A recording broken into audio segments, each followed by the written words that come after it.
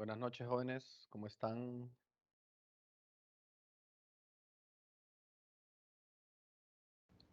Buenas noches, Lee. ¿Todo bien? Qué bueno.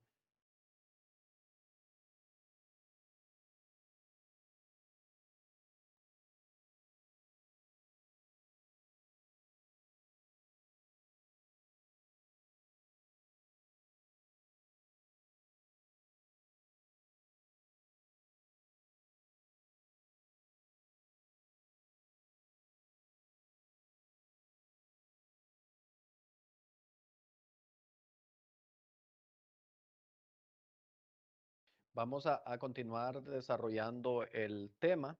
Hoy vamos a hablar ya propiamente sobre lo que es importe recuperable, ¿sí? Y los dos conceptos de importe recuperable que les comentaba es valor razonable menos gasto estimado de venta y valor de uso. No sé si tienen alguna duda antes de que le entremos a eso.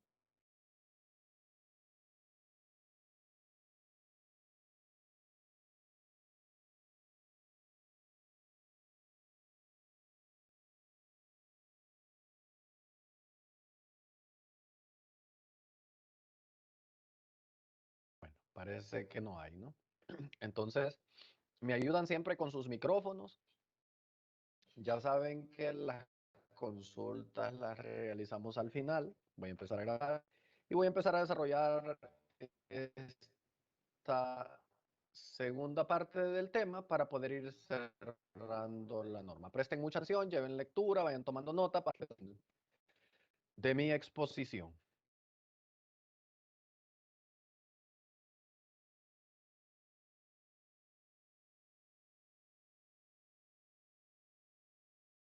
Buenas noches de nuevo, jóvenes. Continuamos con el desarrollo de la sección 27 que nos habla sobre el deterioro de los activos.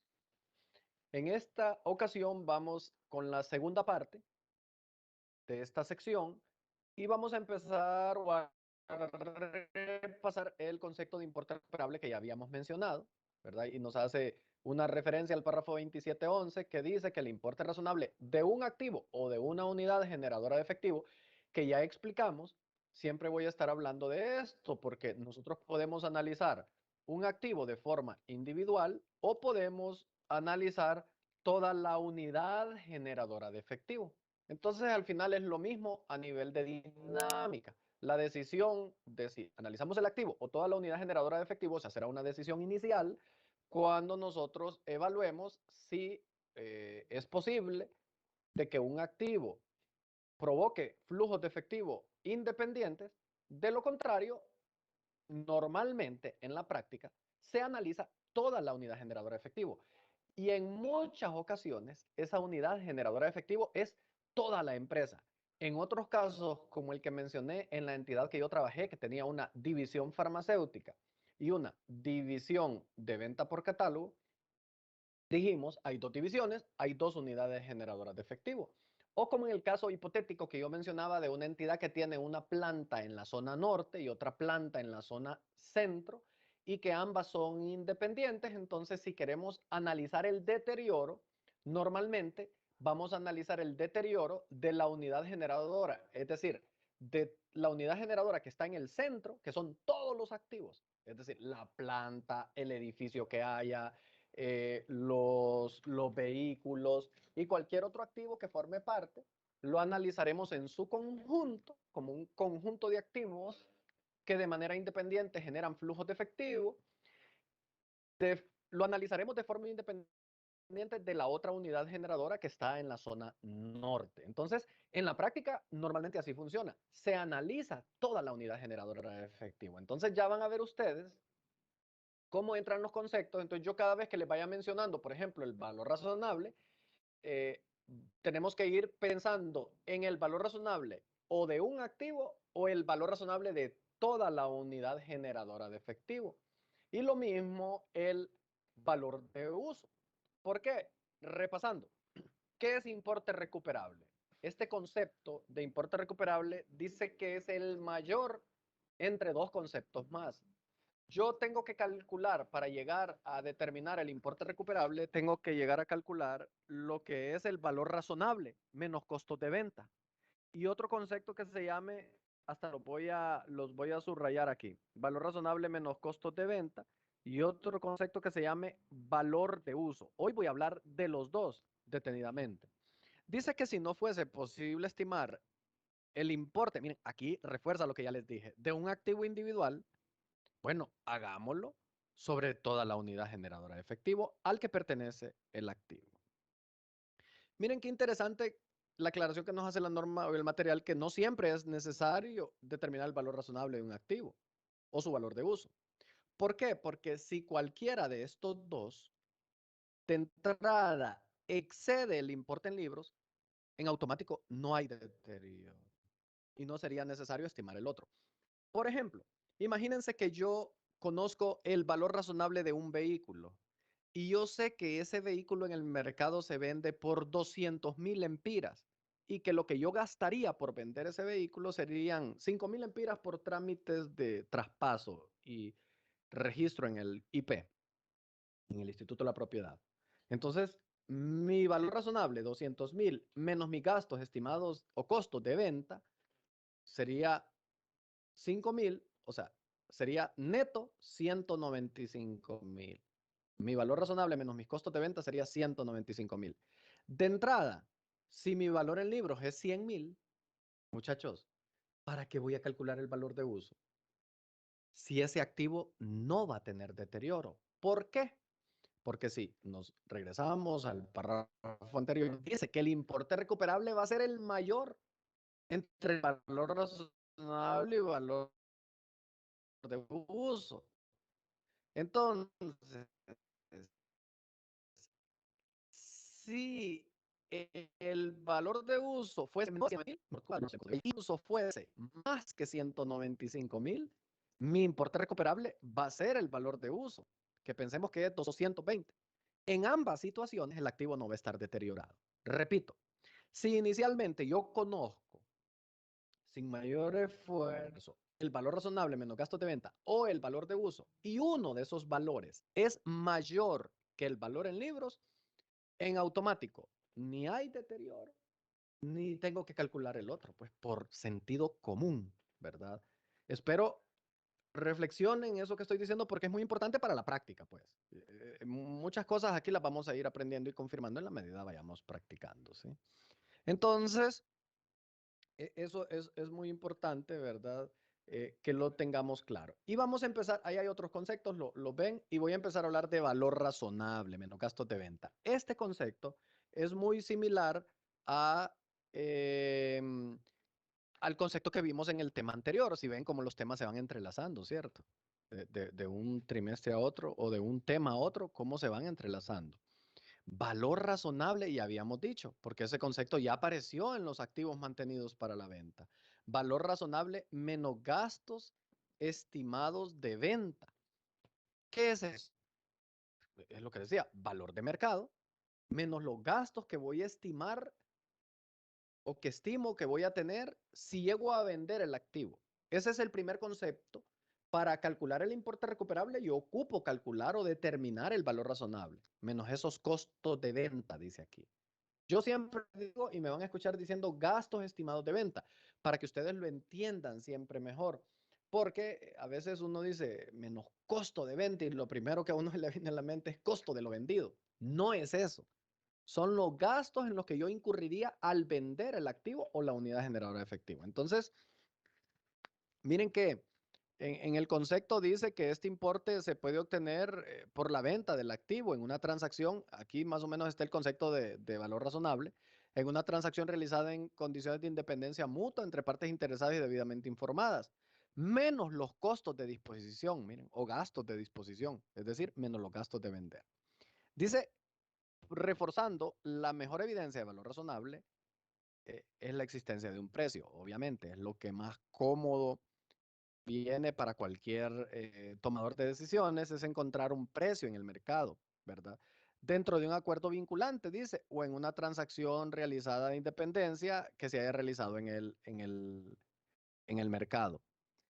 miren que si no existe ni un acuerdo vinculante ni un mercado activo, el valor razonable se calculará a partir de la información más disponible que tengamos en el mercado sobre la fecha que se informa, ¿verdad? Es decir, tendremos que buscar transacciones recientes o experiencias del mercado que me conlleven a determinar un valor o acercarme a un valor, ¿sí? Entonces, en este caso, me voy a centrar, y esto le va a servir para toda su vida, muchachos. Estos 2, 3, 4 minutos que vamos a platicar ahorita de este párrafo, de estos dos párrafos, o de este párrafo donde dice la jerarquía, les va a permitir tener un entendimiento que siempre ahí nos va a permitir, o vamos a estar escuchando en casi todas las normas. ¿Ok? Entonces, ¿qué es la jerarquía? Les cuento, existe la NIF 13. La NIF 13 es una norma que habla propiamente del valor razonable. Y esa norma nos dice, primero el concepto de valor razonable, que ya arriba lo mencionaba. Valor razonable es aquel que se determina a partir de una transacción de mercado con independencia entre dos partes interesadas e informadas. El mejor ejemplo de obtener valor razonable es un mercado activo. ¿Qué es un mercado activo? Es un mercado formal donde hayan muchos compradores y vendedores debidamente interesados e informados. Fíjense que para activos diferentes a los instrumentos financieros es, digamos que de alguna manera bien difícil, no es común en nuestro medio, bueno, ni lo otro, no es común en nuestro medio que hayan mercados activos. Yo creo que todos de alguna manera hemos visto, hemos escuchado hablar de la bolsa de Nueva York, por decir algo, de Wall Street. ¿Qué se transa ahí normalmente? Se transan instrumentos, se transan, entre otros, acciones. ¿Y cómo funciona esto de manera general? Yo no soy un especialista, pero el otro día me escribió uno de ustedes y me decía que le estaban dejando una tarea en finanzas internacionales sobre instrumentos financieros. Entonces yo sé que apoyados en otras clases, creo que van a entender mejor este ejemplo.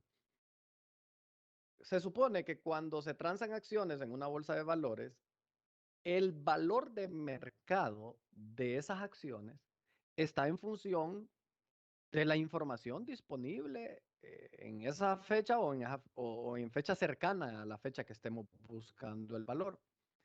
¿Y cómo funciona? Bueno, en función de los últimos estados financieros, en función de la tendencia del negocio, en función de el tipo de negocio de que se trate. Nosotros a veces escuchamos y que las acciones de Apple o las acciones de Google y así vemos muchas noticias en las cuales nos refieren a la bolsa de valores, ¿cierto? Entonces, la bolsa de valores, ¿qué es lo que va dando? De manera simplista, yo no estoy queriendo dar una clase de alta nivel de finanzas internacionales, sino que quiero ser simplista para que me entiendan el ejemplo. En ese mercado activo, entonces, el valor de las acciones se va moviendo en función de qué, muchachos? En función de la oferta y la demanda, de información del mercado, de tendencias. Es decir, es un valor puro de mercado. Es un valor que una acción va a tener en función de si el mercado va bien o va mal. Así como puede irse a la alza, puede irse para abajo. Ustedes recuerdan una vez que creo que se cayó Facebook, ¿no? Y decía, que las acciones bajaron de precio. Vean, o sea, una falla y después que decían que los datos, que no sé qué, y eso generó desconfianza y bueno. Entonces, o que se cayó WhatsApp, creo también, algo así pasó, ¿no? Entonces, vean ustedes que este valor razonable obtenido de un mercado activo, o sea, del nivel 1, por eso esto está en niveles. El valor razonable nivel 1 es aquel que se obtiene de un mercado activo, de un mercado formal, de un mercado donde hay muchos compradores interesados e informados que el precio se determina en función de todas las condiciones del mercado. Ahí como que no hay engaño, ¿verdad, muchachos? Es decir, si realmente una acción de X empresa va aumentando, es porque hay una tendencia, es porque eso está sustentado, es porque eso de alguna manera tiene una razón de ser para que esas acciones vayan aumentando. Cuando me voy y me salgo del tema de instrumentos financieros y me voy a commodities, ¿qué es lo que más nosotros conocemos como valor de mercado de los commodities? podríamos decir commodities, son como inventarios consumibles. Creo que el más famoso es el petróleo, ¿no? Nosotros escuchamos que ahorita, por ejemplo, con esa crisis o potencial conflicto que hay entre, no potencial, conflicto que hay entre Rusia y Ucrania, yo leí por ahí en un titular de que eso había disparado el precio del combustible, del petróleo. Entonces, si se fijan, son commodities, son activos sensibles al mercado, ¿sí? Que de acuerdo a una potencial crisis, a una guerra, a una cuestión, y ya se ven, afecta su valor de mercado. Entonces, no sé cómo lo ven, pero es poco ingerible por una entidad el valor razonable de un nivel uno. O sea, porque el valor razonable del nivel uno se lo va dando el mercado como tal, ¿sí? Se lo va dando el mercado, ¿sí? Es decir, el mercado con todo su entorno, pues, y seguramente en los detalles habrán muchas situaciones, pero como les repito, yo no estoy queriendo entrar aquí en detalle, estoy tratando de ser lo más práctico posible. Y voy a aterrizar y voy a terminar de aterrizar con dos ejemplitos para que entiendan. Eso es un mercado activo. En Honduras, muchachos, aquí no hay una bolsa de valores donde se transen o commodities o instrumentos financieros donde predomina la oferta y la demanda. No lo hay. Hay una bolsa de valores que se transan algunos instrumentos de deuda, pero no precisamente con las condiciones de mercado. Es decir, se propone una serie pues de bonos, por decir algo, y los compran y ya. No es que haya aquello de que porque este banco, el indicador de este mes fue muy bajo, entonces ya va a bajar la tasa o va a bajar el precio de los bonos. No es tan dinámico nuestro mercado, lastimosamente. Pero en Norteamérica, en Europa, inclusive en Sudamérica, en México ya se maneja una bolsa de valores que entiendo, porque no soy especialista en el tema, es más dinámica. Entonces, ese es un mercado activo. En Estados Unidos y en varios otros países hay mercados activos de commodities también. Es decir, no solo de instrumentos financieros. Es muy importante que entendamos eso. Entonces, eventualmente podríamos encontrar el valor razonable de un activo en estos mercados que nos permita pues tener ese nivel uno de seguridad. Es el nivel más seguro porque es el nivel menos manipulable. Si me voy al nivel 2, básicamente y acá abajo da toda la explicación, yo lo voy explicando en mis palabras y ustedes luego lo leen para pues consolidar el conocimiento. Un nivel 2 le llama técnicamente la norma, son datos observables. Como su nombre lo dice, datos observables, es decir, transacciones recientes en el mercado, precios de referencia. Y ahí me traigo un poco a colación un ejemplo en Honduras que sí funciona muy bien, creo yo, que es el de los vehículos. Ustedes han visto cómo funciona el valor de mercado de los vehículos. Es bien dinámico, ¿no? Aquí, si usted va a comprar, por ejemplo, un Honda Civic 2018 y de un determinado modelo, ¿no? Digamos que es el Full Extras, ya más o menos el mercado, el valor de mercado en Honduras, ya más o menos se sabe, pues hay bastante referencia, ¿cierto? Y mencioné un Honda, pues puede ser un Honda CR-V 2018 o puede ser una RAV4 2018 o una Land Cruiser Prado. So, o sea, digo, son de los carros que más se venden por acá. O más bien un Toyota Corolla puede ser. Entonces, todo lo que les he mencionado, uno ve los anuncios en el periódico, y más o menos por ahí ve bastantes de esos carros. Entonces, ¿qué hago yo cuando quiero comprar un carro de eso? Busco precios de referencia. ¿Y hay información? Pues sí, porque hay muchas transacciones. Entonces, si bien es cierto, este ejemplo que les estoy poniendo no es de un mercado nivel uno, porque no se transan los carros en un mercado activo en Honduras, pero es un nivel 2. Es un nivel 2. ¿Por qué? Porque hay mucha información de transacciones recientes. ¿Eso qué me permite? Una persona informada, muchachos, no debería ni pagar mucho más por un Honda Civic del 2018, ni mucho menos. si el comprador también está bien informado. ¿Por qué? Porque ya hay un parámetro de precio, que 5.000 lempiras más, 5.000 lempiras menos, de acuerdo a las condiciones del carrito, es lo que puede, hay márgenes, pues yo estoy dando un número, ¿no? Pero en realidad, el mensaje que quiero que me entiendan es que cuando hay bastante información, ni lo van a timar, ni usted va a timar a nadie, pues. Es decir, no perdamos de vista que todos los días, como dice el dicho, se levanta un vivo y también se levanta un dejo la línea, complétenla usted. Todos los días. Entonces, la norma cuando habla del concepto de valor razonable no habla de este vivo y no habla del otro. Está hablando de dos personas debidamente interesadas e informadas. Entonces, si todos los días se levantan dos personas informadas que van a transar un vehículo, lo que van a hacer es que ambas, tanto el comprador como el vendedor, se van a ir al mercado, van a tener precios de referencia y van a tomar una decisión en función de eso. ¿Sí? Y ahí muere realmente. Van a pactar un precio bastante cercano al valor razonable porque es un precio como manejan mucha información. Entonces, nivel 1, básicamente obtenido un precio de un mercado activo. Por ejemplo, aquí hay bancos, yo tuve la oportunidad de ver bancos que tienen unas inversiones en Bloomberg. Perdón, de Bloomberg se baja. En un banco de Estados Unidos, no recuerdo ahora el nombre, pero se bajan de Bloomberg, que es una página donde se manejan precios de mercado de las inversiones. Ese es un nivel 1. ¿Por qué? Porque Bloomberg es una plataforma internacional y esos bonos que ese banco tiene, o esas inversiones son de varias series, o sea, hay muchas transacciones en un mercado activo. Entonces, allá se obtienen, ese es un nivel 1, ese es un valor de referencia, un valor razonable nivel 1.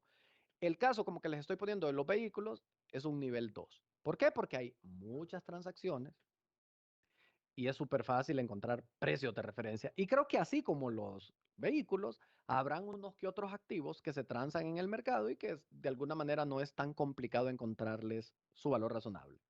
Y por último, nivel 3 es básicamente una metodología donde no hay datos observables, sino que de alguna manera se crea o se llega a, a un valor razonable haciendo algunos ajustes y estimados. Por supuesto que cuando yo veo el nivel 3 es el nivel más susceptible a error y hay que tenerle mucho cuidado. Yo no digo que sea malo, es permitido, es válido, pero quizás si yo soy auditor, le voy a prestar mucha atención a las variables que utilizaron para construir ese valor razonable mediante un nivel 3. El comprador debe tener mucho cuidado cuando sea un nivel 3 porque tiene de alguna manera que ver que se haya determinado bien y el vendedor también pues tiene que hacer los ajustes. Y me voy, si gustan, a los ejemplos de vehículos. Yo hablé de Toyota, Honda y todo eso, pero si de alguna manera yo quiero, por ejemplo, eh, la entidad quiere, hay una transacción de un Maserati. Yo no sé mucho de vehículos, la verdad, muchachos, y disculpen si estoy diciendo alguna cosa que no es correcta, pero entiendo yo que un Maserati no es un carro bastante común en el mercado, no lo es. Entonces, estamos ahí en la labor de encontrarle el valor de mercado al Maserati. Entonces decimos nosotros, bueno, pero si es que este es un Maserati 2020 y yo he visto en los periódicos, allá me encontré y vi un Maserati 2018 y por allá en el periódico y en una página de internet vi un Maserati 2016. Ah, no hay tantas transacciones en el mercado de un Maserati. Bueno, vamos a construir entonces el valor razonable, ¿no? Agarro el precio, porque digo, el del 2018 es el más cercano al 2020 y agarro el precio de ese del 2018, pero bueno, digo yo, el Maserati 2020 debería de ser más caro, ¿no? Porque es más nuevo. Y digo yo, bueno, si yo agarro nuevos estos carros, más o menos el valor es este, y empiezo a hacer deducciones y hacer ajustes, pero como base tomo el precio de 2018, ¿cierto? Porque es el que me encontré en el mercado. Inclusive mezclo con el precio del vehículo ya nuevo, 2021, de agencia, y tal vez en Estados Unidos, porque son carros que aquí no se transan mucho. Y por ahí construyo un valor razonable. No sé si me captan el ejemplo. Es decir, llegué a un valor razonable, pero si se fijan, Yo llegué a un valor razonable partiendo de un dato de 2016, que le sumé otro poquito porque el año es más reciente, que le resté porque tiene esto, etcétera, etcétera. Entonces, en función de eso, se vuelve ese un nivel 3 porque no hay tantas transacciones de referencia, pero me agarré de algo que encontré en el mercado, hice algunos ajustes y, y llegué a un valor razonable. Inclusive fui a Gibson que me lo evaluaran y ellos me determinaron este como valor razonable, ¿sí? Lo de Gibson, pues habría que ver, ¿no? Si, como les digo, si hay mucha referencia en el mercado, pues eso va a ser un nivel 2. Si no hay tanta referencia, va a ser un nivel 3. Aquí impera mucho el juicio. No les puedo dar una fórmula porque yo sé que a veces nos gusta que nos digan, no, pero es que quiero tener claro. La verdad, muchachos, las pocas veces que he usado este tema, ha requerido mucho juicio, ponerse a leer detenidamente y analizar si es nivel 2 o 3, porque podría tender a confundir, pero con el ejemplo creo que ha sido bastante claro de que si hay varias transacciones, me conlleva casi a pensar que es nivel 2. Si hay muy pocas y tengo que hacer ajustes, pues por ahí viene siendo como un nivel 3, ¿no? Entonces, esos son los niveles para obtener el valor razonable. Uno de los, obviamente el nivel de mayor seguridad es el 1, pero en nuestro medio es difícil. Por lo tanto, el siguiente nivel, que es el 2, creería yo que es el que más cómodo nos podemos sentir porque, pues de alguna manera, el saber de que yo voy a vender o voy a evaluar un activo para ver si no está deteriorado a un valor donde yo tengo varias transacciones de referencia, eso me va a dar seguridad. Imagínense que yo tengo una planta generadora de energía eléctrica y voy a evaluar, porque vi por ahí que podría tener indicadores de deterioro. Y por allá me encontré de que, pues, en Honduras hay varias empresas con ese tipo de plantas y ya se manejan precios de mercado o precios de referencia. Entonces es como más fácil, ¿no? Uno se siente cómodo, ¿verdad? Para poder encontrar un precio de referencia. Entonces, importante de ahora en adelante, cuando hablemos de valor razonable, que cuando ustedes ya escuchen hablar de valor razonable, lo primero que les tiene que venir a la mente, pero hay tres niveles de valor razonable. ¿Y de qué nivel lo obtuvo? Pero normalmente en nuestro medio, nivel uno es como bien raro que suceda. Entonces lo más probable es que sea nivel 2 o 3. Como les digo, el 3 hay que construir un poco de información para llegar a ello. Y el 2 pues, si hay muchas transacciones, será súper fácil llegar a la conclusión, ¿verdad? De poder encontrar el valor razonable. Entonces, miren qué bonito, hemos aprendido lo que es valor razonable y cuando yo estoy evaluando o determinando mi importe en libros, uno de los conceptos que yo tengo que tener claro es el valor razonable. Y con todo lo que hemos hablado, me suena que el valor razonable normalmente, si quiero tener datos fáciles de encontrar, es como buscar transacciones del mercado como referencia y eso me va a dar la pauta más o menos si mi activo está o no está deteriorado de entrada, ¿no? Porque ustedes dicen, no, pero es que lo que les decía al inicio, si yo tengo registrado mi activo por 100, pero mira que esos vehículos normalmente se venden por 200,000 lempiras. Entonces, de entrada ya me despreocupo por el deterioro, ¿verdad? Lo documento y ya. Ni tengo que calcular el valor de uso, que es el siguiente valor, ¿verdad? Entonces, aquí van a encontrar pues un poco más de información para que la logren ver. Repito, el concepto es valor razonable menos costos de venta. ¿Cuáles son los costos de venta? Bueno, me tengo que preguntar, una vez que tengo el valor razonable porque habían transacciones en el mercado, digamos un nivel 2, me pregunto, ¿y cuánto gastaría yo en vender este activo? Bueno, eso que los costos de traspaso, etcétera, etcétera, son 5,000 lempiras y ya. Son gastos estimados de venta. Los estimo.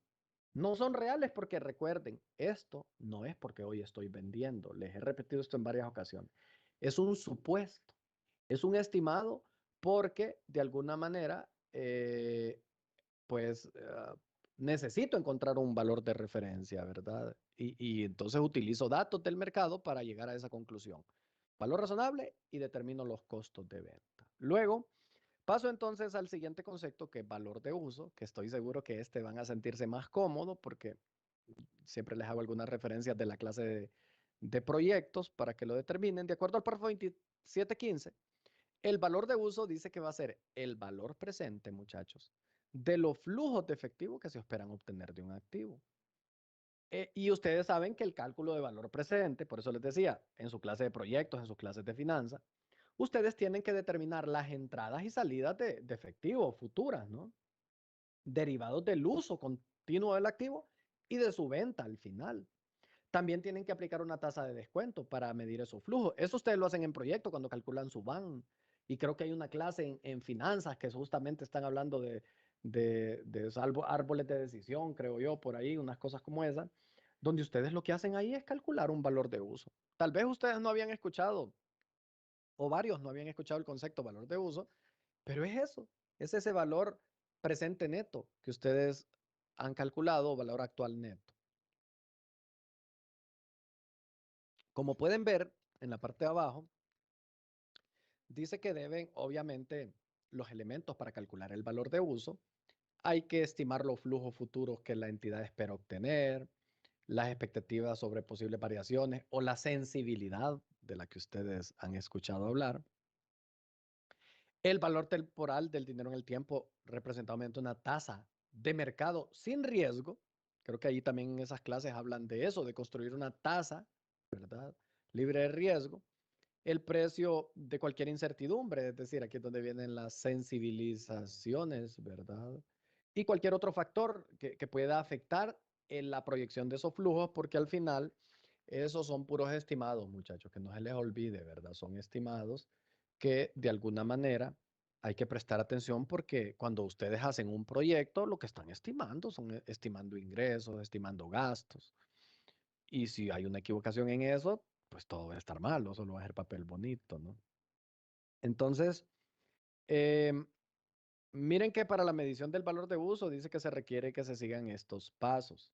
Bueno, primero hay que identificar la partida o el activo o el grupo de activos que se está analizando, ¿verdad? O la unidad generadora. Se estiman los flujos esperados, flujos netos, ¿no? Flujos netos ya saben ustedes que son todas las entradas y salidas de efectivo. Flujos, no gastos, ingresos que no sean de efectivo, flujos, ya plata constante y sonante. La tasa de descuento y básicamente con esos datos se calcula el valor de uso.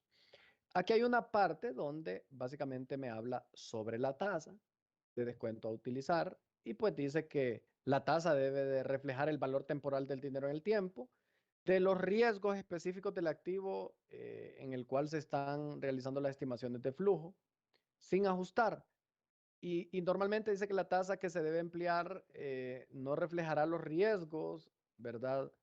Em, de los flujos de efectivo para los cuales haya sido ajustado de manera sencilla.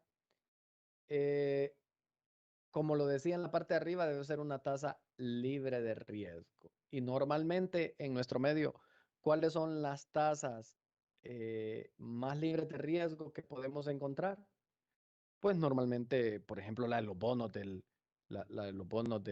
Banco Central, ¿verdad? Normalmente es una tasa que refleja los rendimientos que un valor da en el mercado con el menor riesgo posible, ¿no? Porque se supone que el gobierno nunca quiebra. Y por aquí hay un ejemplo, miren que esta es una entidad que procede este se lo voy a explicar de una vez, a determinar el deterioro de una de sus máquinas que 5 años atrás compró a 300,000, cuando se estimaban 15 años de vida útil. Luego pues ya se reconocieron 2,000, ¿verdad? De depreciación, dice aquí. Un cargo por depreciación de 2,000. Es decir, ya de una vez nos da un valor en libros de 200,000 y una vida restante de 10 años. Este ejemplo originalmente es de 300,000, se estimaban 15 años, pero yo creo que 300,000 entre 15, ¿cuánto les va a dar? Les va a dar 20,000, ¿no? Por año, 20 por 15, sí, me va a dar 300,000. Yo creo que este dato es 20,000 anual, ¿no?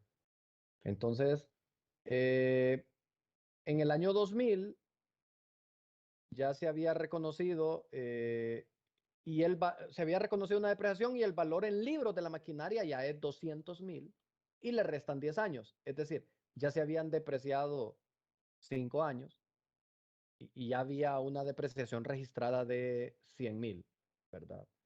El valor de uso dice que se va a utilizar una tasa del 14% y los presupuestos aprobados por la gerencia están acá para los siguientes 10 años.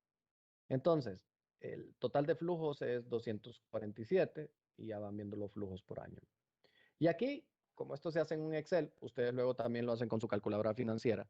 Yo calculo mi valor presente neto, que es de estos 247,000, que son los flujos netos que va a generar este activo en el futuro, es 120,000. Por lo tanto, yo comparo estos 120, miren, porque este es mi valor presente neto, es decir, este es mi valor de uso, 120, porque es mi valor actual de los flujos. Y ahí están todas las fórmulas. Entonces, yo este 120, ¿con qué lo comparo, muchachos? Con el 200,000, que es mi valor en libros. Por lo tanto, ¿aquí qué tengo? Tengo un deterioro, ¿sí? ¿Por qué? Porque básicamente mi valor de uso, porque no me está dando valor razonable el ejercicio, es menor que mi valor en libros, que 200,000. Por lo tanto, registro un deterioro de la diferencia y si quieren sáquenla, porque aquí la idea no es tanto determinar, sino que determinar la diferencia, sino que determinar el valor de uso, que es 120,000. Entonces yo digo, tengo el libro 200,000, pero tengo 120,000 como valor de uso, hay un deterioro. Estoy haciendo caso omiso al valor razonable. Ojo, porque aquí este ejemplo se está centrando en el valor de uso. Entonces, ahí tengo un deterioro de esa cantidad. ¿Cuánto sería? Más o menos son como, no son 80, son como 79,000 lempiras, lo que es de diferencia, ¿sí? Y luego, pues me voy al reconocimiento de la pérdida de deterioro del valor de una unidad generadora de efectivo, que creo que ya he venido hablando. Dice que se va a reconocer si el importe recuperable, obviamente, es inferior al valor en libros, como era este caso, 120 es inferior a 200.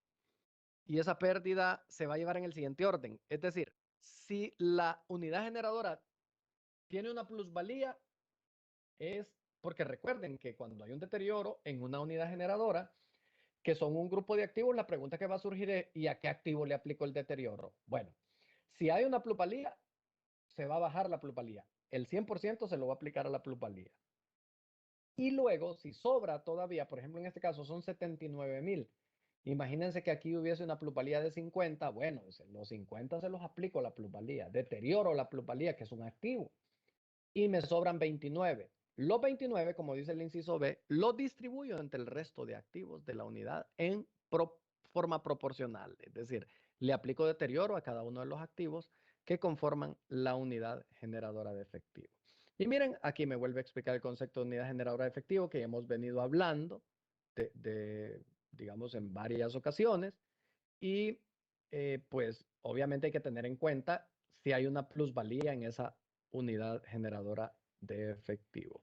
De nuevo está la cantaleta de la reversión del importe recuperable. Yo repito, yo nunca he visto esto en la práctica, de que, vaya, en este caso el valor de uso daba 120 y lo hicimos en el año 2000, dice aquí, pero resulta que en el año 2001 este valor de uso aumentó a 205. Ya les expliqué. Si el deterioro que registré en el 2000 es de 79 y en el 2001 el valor de uso se incrementó, que no sé cómo, pero pensemos que fue posible, se incrementó a 205, yo solo puedo reversar los 79 que había castigado. No puedo reversar más allá. Eso es en síntesis lo que dice. Y dirán ustedes, pero ¿y por qué no explica tanto eso? Yo, ¿para qué les voy a explicar algo que yo estoy casi seguro que va a ser bien difícil? Que vean, pero importante que ustedes sepan que existe en el párrafo 27.1, cuál es la metodología, por si ustedes son de los afortunados que les toca, 27.30, perdón, que les toca ver esto, pues ya saben que hay una referencia y cómo se trata, ¿verdad? Pero no me voy a desgastar en algo que no es, o algo que es un poco común que suceda. ¿Qué se va a revelar? El importe de cualquier valor de deterioro, ¿verdad? O cualquier reversión que se haya realizado y que haya tenido efecto en los resultados del periodo. Aquí más o menos, miren que hablando de los inventarios, yo como revelo tengo los inventarios y deterioro del valor de los inventarios, o sea, la reserva para inventarios obsoletos, así lo revelo cuando corresponde a inventarios. Aquí tengo como el valor total de mis inventarios. Miren, tengo mi auxiliar de inventarios y tengo aquí mi reserva, ¿sí? Por deterioro. Entonces, hemos hablado, muchachos, del deterioro del valor de los activos. O sea, y hemos dividido el tema en dos. Hemos hablado de cómo se deterioran los inventarios y cómo se trabaja el tema de deterioro de activos distintos a inventario. ¿sí? Que pueden ser analizados y hoy estudiamos a profundidad cómo determinar el importe recuperable, que ya sabemos que es el mayor entre el valor razonable menos costos de venta y valor de uso. Hablamos con detalle de cada uno de estos dos conceptos y todo esto nos debe permitir poder entender el tema de deterioro y poder aplicar en la práctica estos conceptos.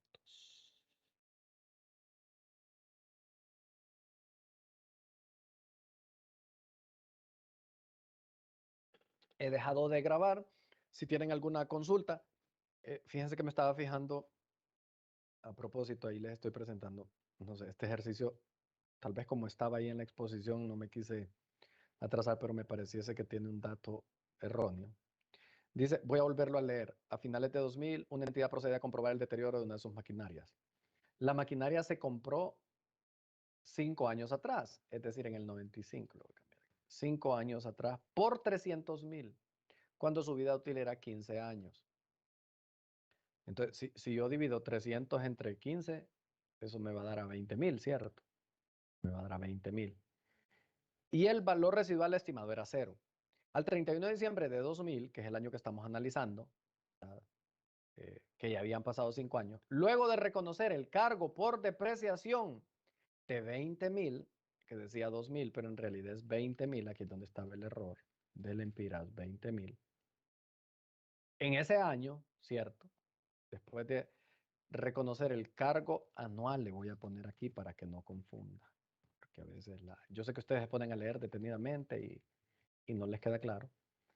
Por depreciación para 2000, para el año 2000.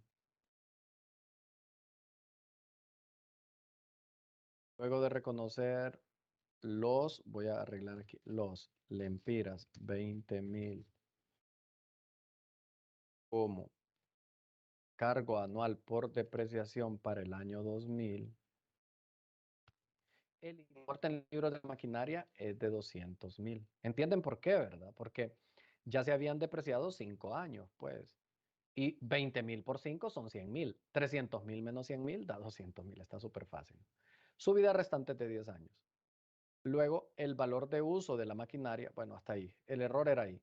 Recuerden, para calcular el deterioro, yo tengo que comparar, en este caso, el valor de uso versus los 200, hasta lo voy a poner negrita, ¿sí? Para que lo tengan ahí presente. Este dato es clave porque es el valor en libros de esa maquinaria. Aquí el objetivo de este ejercicio es calcular básicamente, el valor de uso, ¿sí? Bueno, no sé si tienen, ya una vez que he corregido eso, no sé si tienen alguna duda respecto al tema de deterioro del valor de los activos. Licenciado, yo tengo una consulta. Dígame. Respecto, fíjese que casi no me queda un poco claro cuando íbamos a calcular lo que era el valor razonable, si teníamos... Perdón, no le escucho, no le entendí bien su pregunta. Es que en su exposición usted mencionó que si teníamos el valor razonable, teníamos el valor neto y teníamos el valor en libro, no habría necesidad de calcular uno de ellos, el valor de uso. Vaya pues, vamos a ver. Imagínense ustedes en este ejemplo, en este último ejemplo que estábamos viendo, de los, ahorita, del 120. Imagínense que, ay, no sé, por una práctica de la compañía, pero le voy a cambiar al ejemplo este.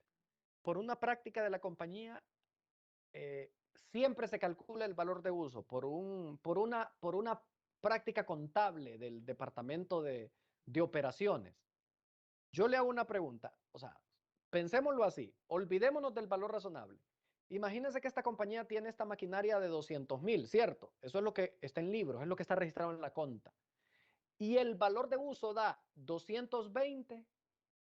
Yo le pregunto, ¿es necesario que usted vaya a buscar el valor razonable de esta maquinaria? ¿Lo ven necesario?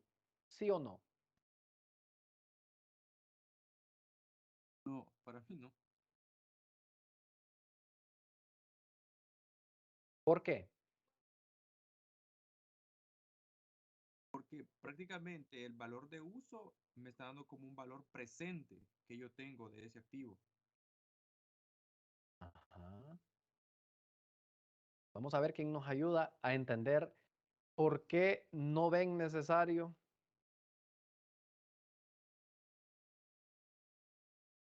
calcular Que no hay deterioro. en automático. Es decir, si me da 220,000 mi valor de uso, no hay deterioro. Entonces, si el valor razonable es menor, mi importe recuperable siempre va a ser el valor de uso, ¿cierto? Entonces, en automático no hay deterioro. Si uno de los dos conceptos es mayor que mi importe en libros, en automático no busque el otro, pues, ¿para qué lo va a buscar? Ahora, en este caso que estamos viendo, si el valor razonable fuese menos de 120,000, hay deterioro. Si el valor razonable fuese menos de 200,000, sigue habiendo deterioro. Pero si el valor razonable es más de 200,000, no hay deterioro. O sea, porque el importe recuperable, recuerden que lo que se compara es el importe en libros con el importe recuperable. Y el importe recuperable va a ser el mayor entre valor de uso y valor razonable. Entonces, muy importante tener, yo sé que es como un juego de palabras que podría tender a confundirnos, ¿verdad? Pero normalmente así se trabaja. No sé si hoy sí entendió el por qué no deben de buscar el otro. Sí, me tengo que centrar en el, en el deterioro, en el valor, si uno es mayor o menor. Ujú. Pues sí me quedó claro, Lee, gracias. Ok,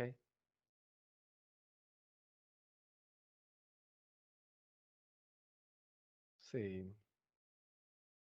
Ok, no sé si hay alguna otra pregunta.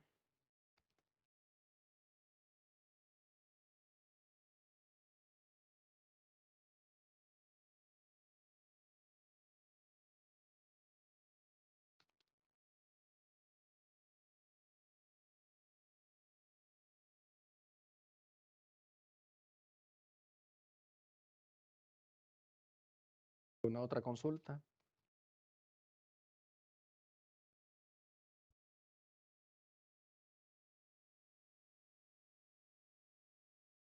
¿Una otra consulta, muchachos?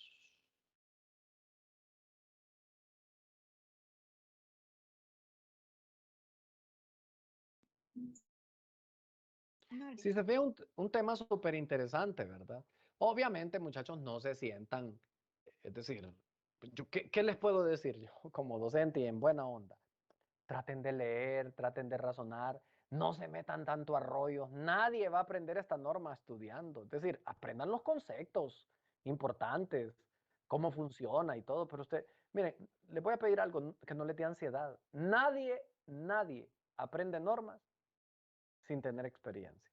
Es decir, usted puede tener ideas generales de cómo se aplique, cómo se determina el importe recuperable, ¿me entienden? Cómo se determina el importe de uso, porque justamente la universidad es lo que nos da, pues, una preparación para entender las cosas.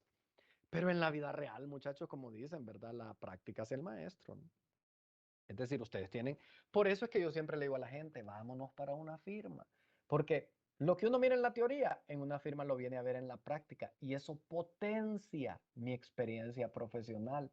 Y por eso, pues, es que muchos profesionales de la firma se desarrollan exponencialmente y tienen unas oportunidades que no tienen idea. Es que una firma es como una escuela. Pero no, la gente quiere ir a hacer pistola, y disculpen la palabra, quieren ir a hacer dinero a la firma. No, no, es que ya me pagan muy poco, es que no me ajusta. Pero bueno, digo yo. Y no porque yo trabaje en una firma, pues. Se lo digo por experiencia personal. Yo fui junior en una firma. O sea, yo fui asistente. Yo sufrí, me explotaron a mí también. Pero aprendí. Y lo que hoy soy, se lo debo a un profesionalmente hablando. Entonces, son las decisiones, pues. ¿Entiendes? Yo, gracias a Dios, tuve una persona que me aconsejó bien y yo que le hice caso. Bueno, tuve dos. Tuve un maestro, se llama Florentino Andino, mis respetos y mi agradecimiento para siempre con él. Siempre me aconsejó que me entrara en una firma. Y tengo un primo que aprecio mucho, que él siempre me decía, ¿verdad? Porque él creo que trabajó en una firma un poquito y después se hizo contador y él me decía, no, pero es que vieras cómo aprende. Él vio cómo todos sus compañeros que se graduaron siguieron en una firma y cómo se fueron para arriba aprendiendo y grandes puestos porque aprendieron mucho, pero no se estuvieron 2 meses ni 3 años. O sea, gente que se estuvo 5, 8, 10 años en una firma aguantando, no cualquiera aguanta. Pero es que eso es como una maestría, pues, pero es más que una maestría todavía, porque usted se vuelve especialista. Y hoy en día, pues, la gente se puede desarrollar en las firmas y si no fuera, ¿verdad? Es terrible de bueno, ¿verdad? Entonces, no sé cómo, pues, usted tiene que ir entendiendo que este es un proceso de aprender. Aquí las bases en la experiencia van a ir potenciando, ¿verdad? Ahí es la actitud que uno tenga.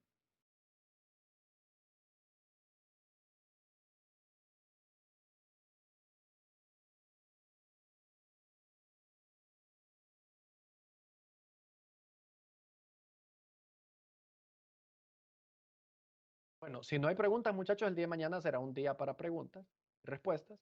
Entonces, lo dejamos por acá y nos encontramos mañana. Lean, es mi consejo, y mañana yo contestaré cualquier pregunta que ustedes tengan. Que pasen feliz noche. Feliz noche, Lee. Buenas Gracias. noches, Lick. Buenas noches, Lick. Buenas noches, jóvenes.